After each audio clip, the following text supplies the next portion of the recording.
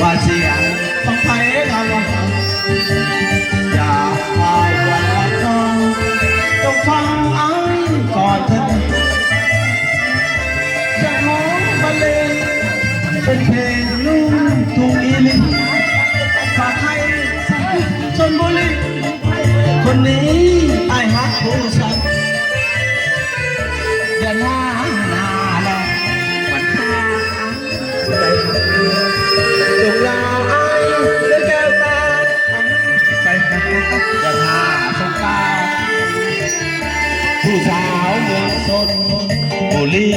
พี่ไอ้ไปฟังทุกคืนทุกวันใจไอ้นั้นยังหาบ่ลืมยกบอกว่าไอ้นั้น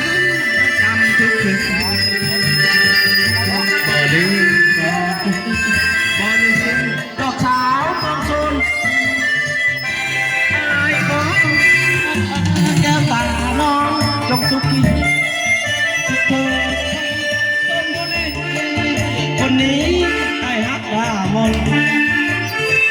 ดือนหน้าปีมันจังอย่าได้กังวลที่เมืองชนอีกบ่ดนวันคืนมารายการถ่ายทอดสดYouTube วันนี้เบิ่งโลด YouTube เห็นโลดเดี๋ยวนี้เดี๋ยวนี้ก็ได้เบิ่งเห็นโลด